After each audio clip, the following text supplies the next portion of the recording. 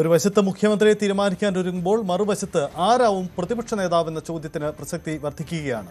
CPM-ന്റെ polit bureau യോഗം ഡൽഹിയിൽ ചേരുകയാണ്. 5 സംസ്ഥാനങ്ങളിലെ തെരഞ്ഞെടുപ്പ് ഫലം യോഗം വിലയിരുത്തുന്നുണ്ട്. കേരളത്തിൽ പ്രതിപക്ഷ നേതാവ് ആരാകണമെന്നതിനെക്കുറിച്ചുള്ള യോഗം ചർച്ച ചെയ്യും. കിരൺ ബാബു ചേരുന്നു. കിരൺ, മുഖ്യമന്ത്രിയുണ്ട് ഡൽഹിയിൽ, ഒപ്പം മറ്റ് കേരളത്തിലെ പ്രധാനപ്പെട്ട മറ്റ് നേതാക്കളൊക്കെ ഉണ്ട്. എന്താണ് ഈ പ്രതിപക്ഷ നേതാവ് സംബന്ധിച്ച ചർച്ചകൾ? നമുക്ക് തീരുമാനം ഇന്ന് പ്രതീക്ഷിക്കണോ?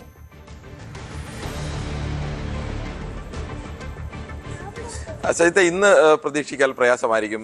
കാരണം 5 സംസ്ഥാനങ്ങളിലെ നിയമസഭാ തെരഞ്ഞെടുപ്പിൽ പ്രധാനമായും കേരളം, തമിഴ്നാട്, ബംഗാൾ, ഈ 3 സംസ്ഥാനങ്ങളിലെ ഫലം അത് ആഴത്തിൽ തന്നെ പരിശോധിക്കേണ്ടതുണ്ട്. 2 ദിവസത്തെ പോളിറ്റ് ബ്യൂറോ യോഗമാണ്, അതായിരിക്കും ആദ്യം നടക്കുക. അത് പ്രധാനമായ ഒരു വിഷയം കേരളത്തെ സംബന്ധിച്ച് വരുന്നത്, കേരളത്തിൽ വോട്ടെടുപ്പിന് ശേഷവും ഇത്തരത്തിലൊരു പരാജയം ഉണ്ടാകുമെന്ന് മുൻകൂട്ടി കാണാനോ അത്തരം ഒരു റിപ്പോർട്ട് കൊടുക്കാനോ കഴിഞ്ഞില്ല.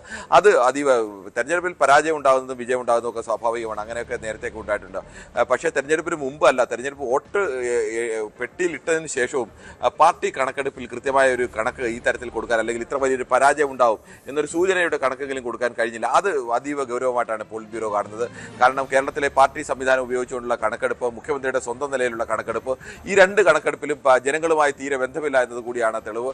അല്ലെങ്കിൽ ഈ തരത്തിലേക്ക് പരാജയം ഉണ്ടാകുന്നത് വോട്ടെടുപ്പിന് ശേഷം മുൻകൂട്ടി കാണാൻ കഴിയുമായിരുന്നു. ഒരു കമ്മ്യൂണിസ്റ്റ് പാർട്ടിയെ സംബന്ധിച്ച് വോട്ട് ഇട്ടതിന് ശേഷവും ആ ഫലത്തെക്കുറിച്ച് അവർ കണ്ടെത്താനാവുന്നില്ലെങ്കിൽ, അല്ലെങ്കിൽ അത് ഏകദേശം കണക്ക് 1, 5, 6 ഒക്കെ അങ്ങോട്ടും ഇങ്ങോട്ടൊക്കെ മാറാം. പക്ഷേ ഈ തരത്തിലേക്ക് അധികാരം കിട്ടാൻ വരെ സാധ്യതയുണ്ടെന്ന തരത്തിലേക്കുള്ള റിപ്പോർട്ടുകളൊക്കെ നൽകുന്നത്, അല്ലെങ്കിൽ ആ തരത്തിലെ പ്രതീക്ഷയൊക്കെ മുഖ്യമന്ത്രി അടക്കം പങ്കുവച്ചത്, അതിനെ ഗൗരവമായിട്ട് തന്നെയാണ് പോളിറ്റ് ബ്യൂറോ കാണുന്നത്. അക്കാര്യത്തിലൊക്കെ വിശദീകരണം കേരളത്തിൽ നിന്നുള്ള 3 നേതാക്കളും പോളിറ്റ് ബ്യൂറോയിൽ നൽകേണ്ടി വരും.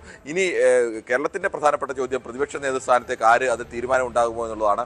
നിലവിൽ നമ്മൾ മനസ്സിലാക്കുന്നതനുസരിച്ചാണെങ്കിൽ പ്രതിപക്ഷ നേതൃസ്ഥാനത്തേക്ക് നിലവിലെ മുഖ്യമന്ത്രി പിണറായി വിജയൻ വേണം എന്നൊരാഗ്രഹം പിണറായി വിജയനോ, അല്ലെങ്കിൽ കേരളത്തിൽ നിന്ന് MP ഗോവിന്ദനോ, അല്ലെങ്കിൽ വിജയരാഘവനോ, അങ്ങനെ ഒരു ആവശ്യം അവർ 3 പേരിൽ ആരെങ്കിലും ഉന്നയിച്ചാൽ മാത്രമായിരിക്കും ആ വിഷയം ചർച്ചയ്ക്ക് വരിക.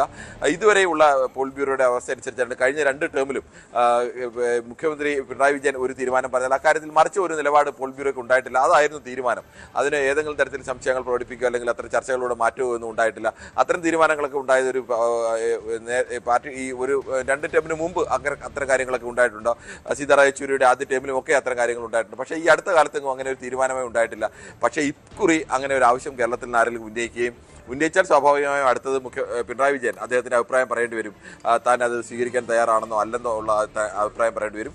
അങ്ങനെ അഭിപ്രായം പറഞ്ഞാലും അതിൽ മറ്റ് പോളിറ്റ് ബ്യൂറോ അംഗങ്ങളൊക്കെ അഭിപ്രായം പറയാനുള്ള സാധ്യത നിലവിലുണ്ട്. അതിൻ്റെ അടിസ്ഥാനത്തിലായിരിക്കും അതിലൊരു തീരുമാനം ഉണ്ടാവുക.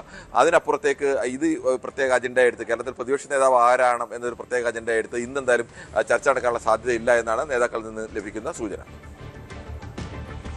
തെരഞ്ഞെടുപ്പ് സംബന്ധിച്ച സുപ്രധാനമായ വിലയിരുത്തലുകളിലാണ് ഇന്ന് ഇടതുമുന്നണി CPM നേതൃത്വം നടന്നത്. ഡൽഹിയിൽ അത് സംബന്ധിച്ച് ചർച്ചകളാണ് നടക്കുന്നത്.